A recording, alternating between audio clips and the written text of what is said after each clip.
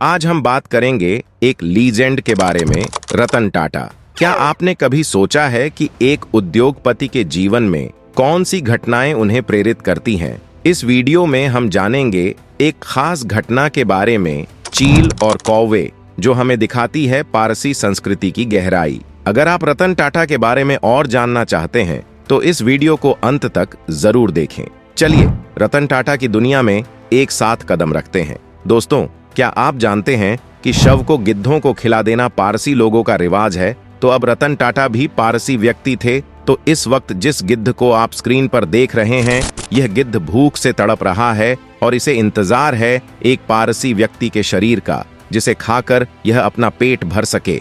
और ये हैं वो लोग जो एक पारसी व्यक्ति के शरीर को इस गिद्ध को खिलाने वाले हैं। हम समझ सकते हैं यह सुनने में काफी डरावना है, पर यह सच है। सर रतन टाटा पारसी धर्म से आते थे और पारसी धर्म में एक परंपरा सदियों से चली आ रही है, जिसमें यदि कोई पारसी व्यक्ति इस दुनिया से चला जाता है तो पारसी लोग उसके शरीर को लाकर गिद्धों को खिला देते हैं। यह सुनने में जितना डरावना है, इसके पीछे का सच उससे भी ज्यादा डरावना और रहस्यमयी है। इस डॉक्यूमेंट्री में आपको सब जानने को मिलेगा, पर उससे पहले अगर आप भी मानते हैं कि सर रतन टाटा एक नेक इंसान थे तो कमेंट में लिखिए कि ईश्वर उनकी आत्मा को शांति दे।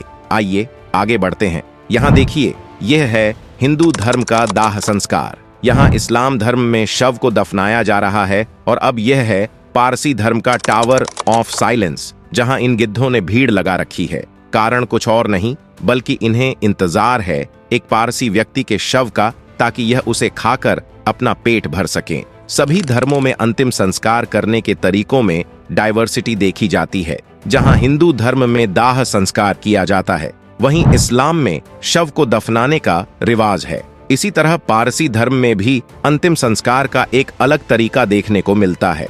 पारसी धर्म में शव को जलाने या दफनाने की जगह पर उसे टावर ऑफ साइलेंस के ऊपर रख दिया जाता है। यह टावर एक गोलाकार इमारत की तरह होता है, जिसे दखमा भी कहते हैं। इस दौरान शव को खुले आसमान के नीचे सूरज की धूप में रख दिया जाता है, जिसके बाद गिद्ध, चील और कौवे आदि उस शव को खा जाते हैं। पारसी अंतिम संस्कार के इस तरीके को दोखमें नाशिनी कहा जाता है। पारसी धर्म में दोखमें नाशिनी की परंपरा सदियों से चली आ रही है, जिसमें व्यक्ति के मरने के बाद उनके शव को प्रकृति की गोद में छोड़ दिया जाता है। इसे लेकर पारसी अनुयायियों का यह मानना है कि शव को जलाने से या फिर दफनाने से प्रकृति गंदी होती है, अर्थात प्रकृति को नुकसान पहुंचता है। वहीं पारसी धर्म के अनुसार इस प्रकार से अंतिम संस्कार करने से चील और गिद्ध जैसे पक्षियों का पेट भी भरता है और प्रकृति को कोई नुकसान नहीं होता। पारसियों में इस प्रकार का रिवाज 3000 साल पुराना है। जैसे कि आपने जाना, पारसियों के कब्रिस्तान को दखमा या टावर ऑफ साइलेंस कहते हैं।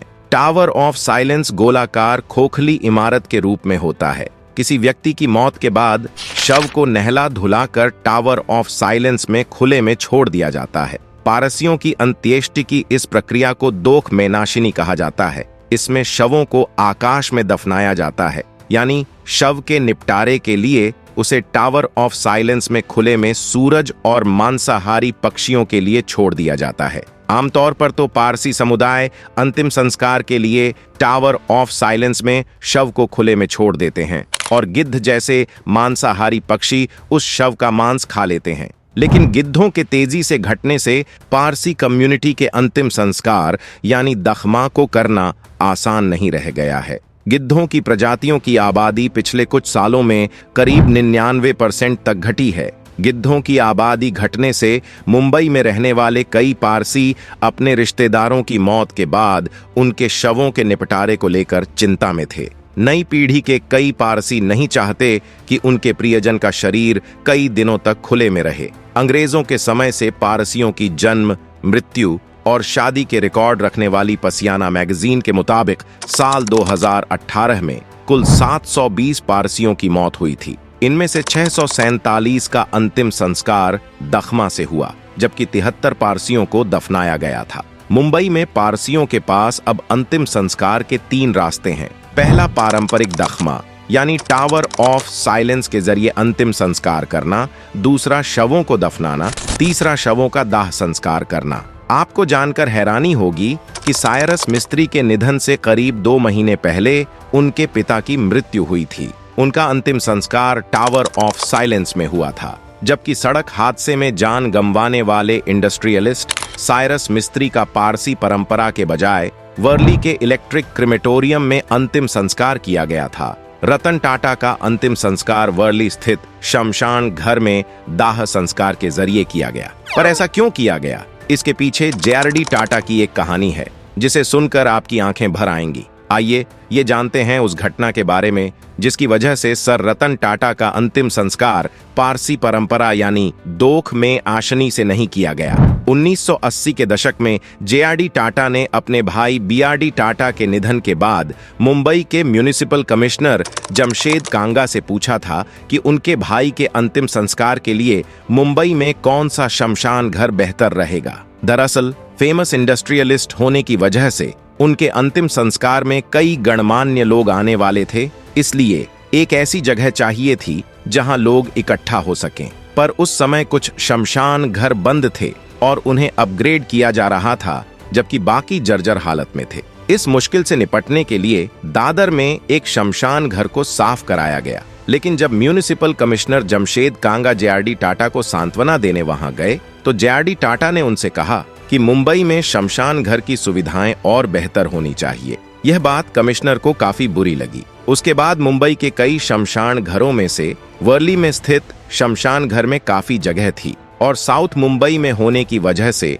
पारसियों के लिए सुविधाजनक था। कांगा ने वर्ली में ही एक प्रेयर हॉल बनाने का प्लान बनाया, लेकिन इससे पहले कि प्रोजेक्ट शुरू हो पाता उनका ट्रांसफर हो गया। जमशेद कांगा ने यह मिशन छोड़ा नहीं और मुंबई में पारसियों के साथ मिलकर अंतिम संस्कार के वैकल्पिक तरीके की मांग के साथ मृतकों का सम्मान के साथ निपटान नामक कैंपेन चलाया। तब कांगा ने कहा था कि टावर ऑफ साइलेंस सिस्टम ठीक से काम नहीं कर रहा है और हमें विकल्प की जरूरत है। इसके अलावा भी कुछ तरीके होने चाहिए जिससे हम अपने प्रियजनों को अंतिम विदाई दे सके। एक प्रस्ताव टावर ऑफ साइलेंस के पास ही शमशान घर बनाने का भी रखा गया, लेकिन पारसियों की सबसे बड़ी रिप्रेजेंटेटिव बॉडी बॉम्बे पारसी पंचायत यानी बीपीपी ने इसे स्वीकार नहीं किया और उसके बाद वैकल्पिक अंतिम संस्कार का रास्ता अपनाने वाले लोगों यानी जिन पारसी लोगों ने अपने प्रियजनों का अंतिम संस्कार टावर ऑफ साइलेंस में न करके दाह संस्कार का सहारा लिया,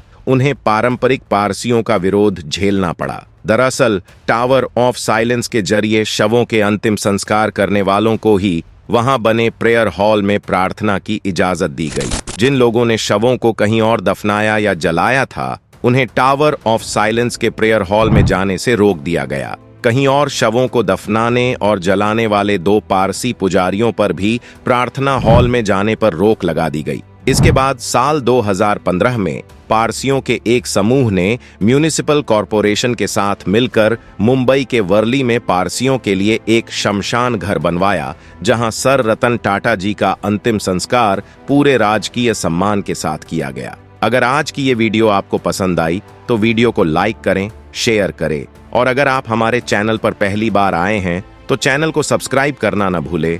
आप सभी का बहुत बहुत धन्यवाद।